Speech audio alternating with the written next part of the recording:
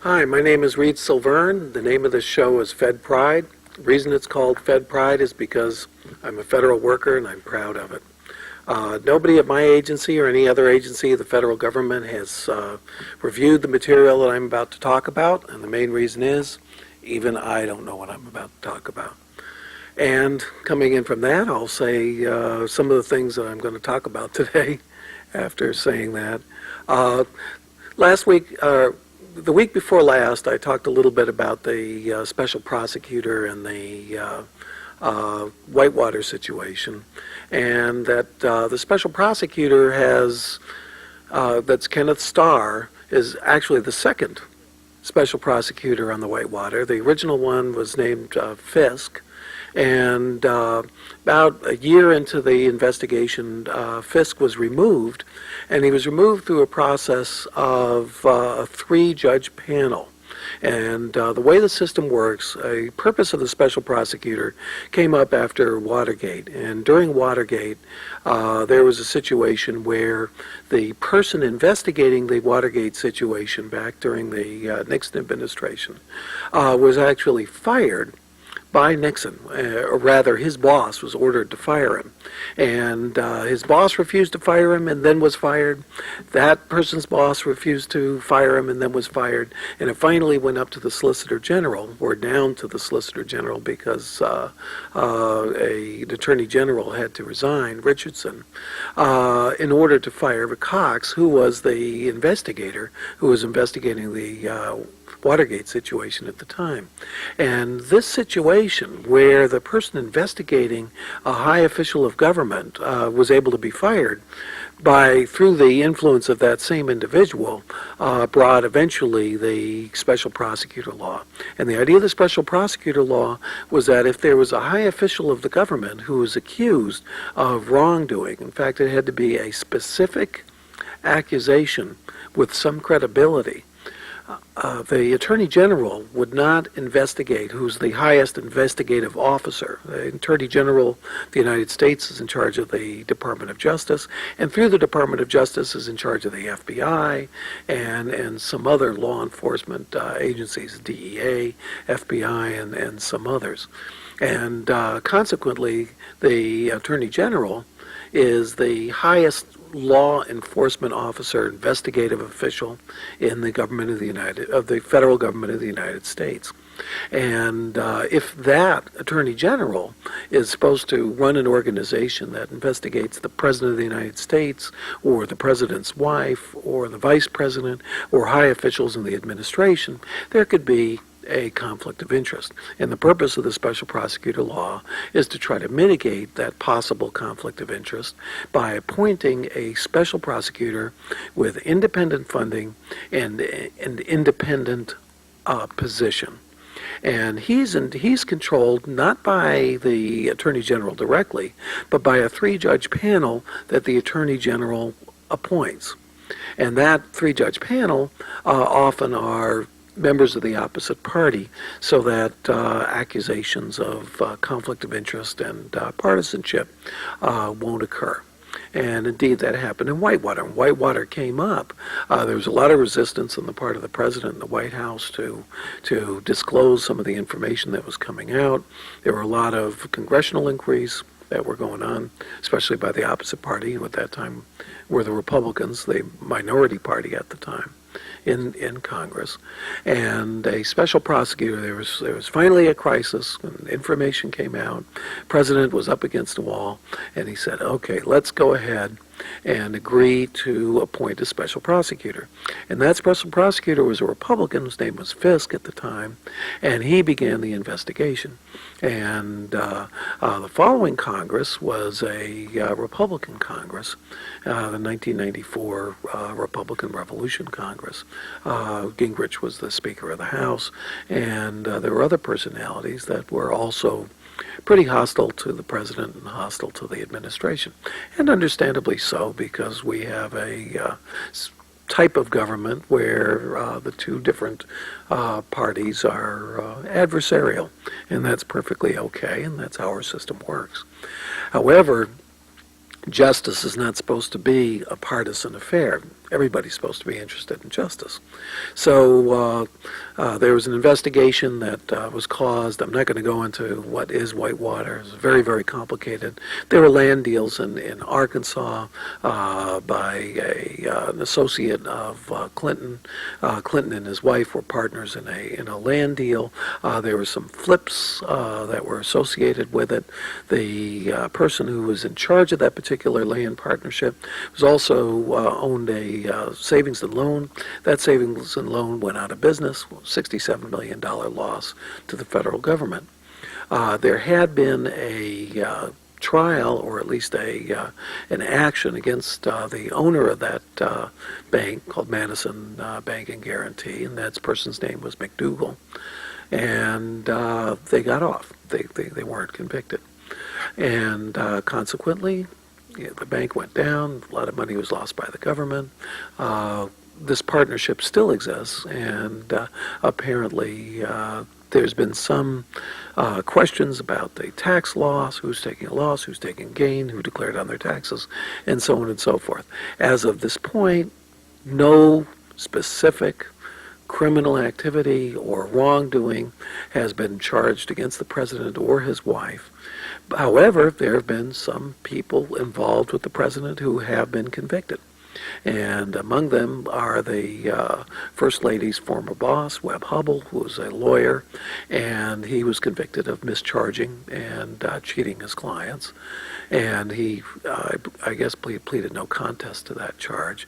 And also McDougal and his wife and the present governor, ironically, of Arkansas, Jim Guy Tucker, were convicted of a fraud in a completely different action. One action that the president may have been peripherally talked to one of the participants, but was not a direct participant and wasn't even claimed to be a direct participant. So that comes to the question is, what is the role of a special prosecutor? Is that individual supposed to be investigating the president and specific wrongdoings as his charter by the law, or is he in fact just given an unlimited budget to go after anybody who knows or was close to the president in order to connect a chain of events and a set of dots that lead eventually to the president? As one of the ex-special prosecutors pointed out, he said, "Give me enough money and time, and I can find something on anybody." That was a quote from Herbert G. Miller, who was a special prosecutor at one point. And a lot of the special prosecutors want to change the special prosecutor law to make it only people who are full-time employees of the government and who have direct dealings in the government, and their wrongdoing is associated with their jobs and with their positions in government, basically misuse of power. And this whole idea of going back into somebody's past and going after people who may have committed crimes, but may have committed the same crime that 1,000 people who aren't investigated may have also committed. How many lawyers and lawyers' offices can be investigated and eventually charged with mischarging their clients? I don't know, but certainly there are many, and certainly the idea of going after lawyers that mischarge their clients wasn't the purpose of the investigation of Mr. Hubbell. It was that particular lawyer and that particular lawyer who had employed Mrs. Clinton and who was the lawyer for Madison Guarantee. And part of this chain of events that supposedly is going to lead to wrongdoing or not by the President of the United States. And the other little angle on this whole thing is the firing of Fisk. And there was a lot of people upset when Cox was fired. He's the Watergate prosecutor who was an investigator who was fired by the Nixon administration back in the Watergate times, but almost none about the firing of Fisk, because Fisk was the first special prosecutor, a moderate Republican and a pretty even-handed guy. There was a lot of talk about the suicide of Vince Foster, who was worked in the consul's office for the president, and kind of his death started the whole chain of events that was investigated. And there were a lot of pretty outrageous charges that he was murdered and that he was brought to the site and that the way he was laying, his hand was behind him. He couldn't possibly have shot the gun. Well, Fisk had investigated all this, and he had concluded that the suicide was exactly what it appeared to be, that it was a suicide. And there were a lot of people that were outraged at this conclusion. And there were some meetings between some senators, Republican senators, Faircloth specifically, and Santel, who was one of the three judges in the three-judge panel who was in charge of the special prosecutor. Well, they fired Fisk, and the reason they fired Fisk, ostensibly, was because his firm had connections and dealings with certain companies that may have had connections and dealings with certain figures, may have had connections and dealings with certain politicians that may have become eventually the target of the investigation.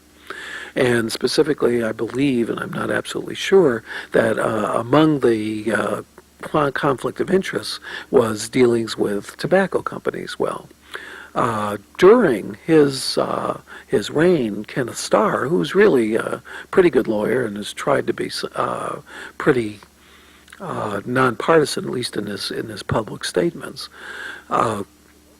also defended had direct dealings defending tobacco companies in certain situations and some other dealings. And actually, while he was special prosecutor, was conducting legal work at his firm. He didn't even separate himself from it. So there was definitely at least the equivalent conflict of interest, and the same thing could have been done to him, except that the three-judge panel who controls that position was never approached about him. So there is a question there whether Fisk was fired and whether there was any partisan activity that led to the firing of Fisk, and that's something that I would like to see.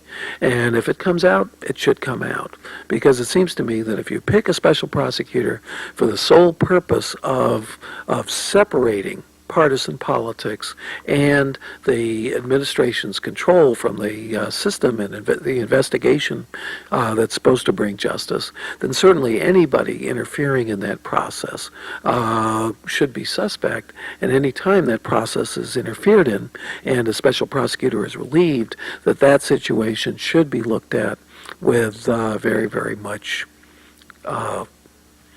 suspicion, or at least with a jaundiced eye. So that's my position on that.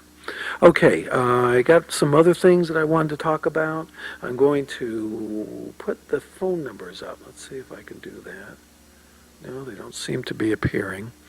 And I don't have them in front of me the way I did the last time.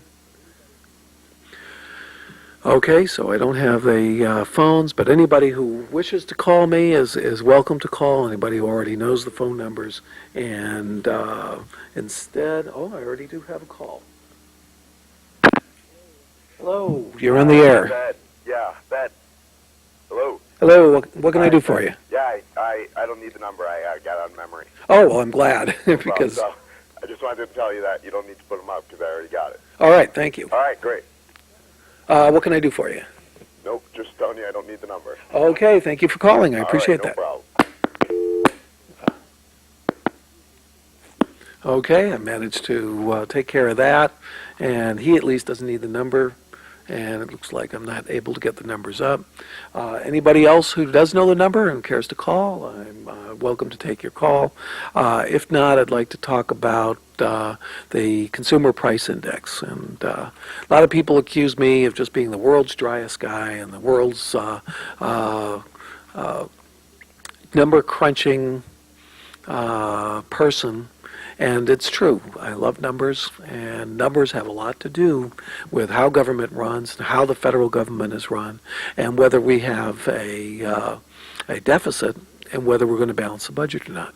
And one of the things that forces and creates a balanced budget or not is the rate at which entitlement programs increase.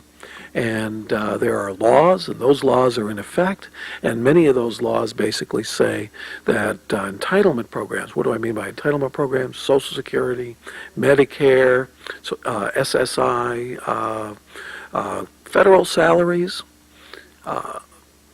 retirements, military retirements, all of these programs, over 30% of the budget, and in some cases up to 50% of the budget, are controlled, and their increases are controlled by laws that say that inflation has to be covered. It's called cost of COLAs, or cost of living allowances. And very, very often the cost of living allowances are controlled by the Consumer Price Index. And basically, a Consumer Price Index is put out by the Bureau of Labor Statistics, the BLS, part of the Department of Labor, and they do an analysis, and they say that there's been a 3% increase in the Consumer Price Index, and this causes a 3% increase that year in Social Security payments, in Medicare, in retirement increases, in entitlement spending in a lot of different ways. Also brings in more money. And how does it do that? Because sometimes the tax brackets are set and indexed according to that too. So the tax bracket will go up 3% along with the Consumer Price Index. And there's a lot of evidence now that the Consumer Price Index is overstating inflation. And you've heard on my show, I've whined and been very, very negative that the actual amount of money, the real income, average income of the average American has been going down. And of course, the monetary income is going up, and there's no doubt about that. Most people get some kind of a raise, 1%, 2%, 3% a year. And however, if the rate of inflation is 5%, you've lost 2% of buying power. So if you earned $1 and you can buy a loaf of bread for $1, you've basically earned a loaf of bread. But if the loaf of bread goes up 5%, and that loaf of bread costs $1.05, and you've only got a 3% raise, then you only have $1.03, and you can't buy that bread because it's now $1.05. You're 2 cents in the hole in the following year. Well, there's a theory out there now that the Consumer Price Index has been overstated. And it's kind of a complicated, what they do is they take a basket of groceries and a basket of things that people buy, computer, TV set, refrigerator, bread, jam, beer, cigarettes, and they measure how much that basket of goods goes up during a year. And however, that doesn't take into account certain things. If you have a car, and that car is $20,000, and the car goes up 5% to $21,000 the following year, well, you'd say, oh, there's a 5% increase in the price of a car. But what happens in part of that 5%, they put in airbags, that car is safer, they increase the mileage so that in actuality you'll spend less per year for that car. They increase the features as well as the price. What is the true increase in the value of that car? Is it the 5% increase just caused by inflation? Or in fact, have you gotten 10% more car out of that, and then there's been an actual decrease in the price of a car? And that's one of the things that's not taken into account by the Consumer Price Index the way it's calculated today. And as a result, the forecast of Social Security, for instance, says that at the present way the Consumer Price Index is calculated, Social Security will go bankrupt. In other words, all the surplus that's in there now will be used up by the year 2013. Well, if they go to a different index, and an index that reduces the inflation by 1% per year, that Social Security bankruptcy or loss or surplus doesn't disappear until 2030 and may never disappear at all. And consequently, they've been talking about Medicare. Medicare finally has used up its surplus. for the specific year. That actually, the incomes from the Medicare tax is less than the outgo. One of the reasons the outgo is what it is because charges to doctors, amounts that have been given out, is adjusted by various indexes, and the Consumer Price Index being one of them. And that, in fact, Medicare may have a couple more years left if we can turn around and change the way we calculate the Consumer Price Index. And that has a tremendous effect on balancing the budget. Some people say that you can reduce the deficit in any particular year in these out years by up to $50 billion a year just by changing the Consumer Price Index and not doing anything else. So that's all these things that don't have to be cut, up to $50 billion a year, just by changing what seems to be a number that's bandied about and thrown around, but in fact affects a lot of people, and a lot of people in many, many very important ways. And federal retirees are going to be hurt if they do change it because their raises aren't going to be as high as they are expected to be now. Same thing with Medicare recipients, Medicaid recipients, food stamps, all these different things. But the largest being Social Security will be reduced, and the outlays, how much money is being spent, won't be nearly as much. So it's a very, very important issue. Now, right now, what they're doing is the Senate Finance Committee appointed a panel, and the head of the panel is a fellow named Boskin, who is an employee or somebody who was in Bush's administration. And he also right now works for the Federal Reserve Bank. And he's putting together a panel, and that panel is trying to determine a different way of calculating the Consumer Price Index. And when they come in, Congress is going to take his recommendation, which is going to be a different and a lower Consumer Price Index that's down by 0.5 to 1% per year, and that compounds year by year by year by year by year over time, and that could mean that it would be much, much easier to balance the budget if that guy comes in there and they accept his new method of calculating the index than it is presently. Meanwhile, there's another fellow named Nakamura, and he works for the Federal Reserve Bank. And he's calculated, he has a much more extreme method of calculation due to this product substitution and the increase in the value of a computer or a car that's increased in price. And he basically says that over the last 20 years, that inflation has been reported at double what it really was, that the real impact to the consumer of inflation is only half what they've said it is. Well, if they had put this into effect 20 years ago in 1975, like this guy says, then a lot of these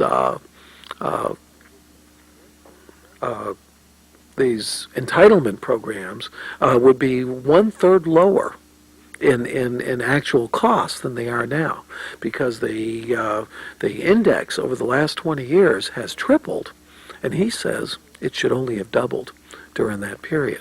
So that means that Social Security recipients are getting a lot higher payments than they would otherwise have gotten. Same thing with food stamps, same thing with federal retirees, same thing with military retirees, and that in fact, if that was true, the budget of the federal budget right now would be in balance and probably would be in surplus compared to the amount of taxes that are raised at this point. And that is quite an amazing situation, if indeed what he says is true. He also says that wages, which are reported now as having gone down 9% in value over the last 20 years, in fact went up 35%. And that's why the stock market has been booming and booming and booming. And he also says productivity, growth, everything else is much, much higher than is being reported by the federal government with the present Consumer Price Index and methodology. So my name is Reed Silverne. The name of the show is Fed Pride. The reason it's called Fed Pride is because I'm a federal worker and I'm proud of it. and I really appreciate your sharing this time with me and watching my show. See you next week.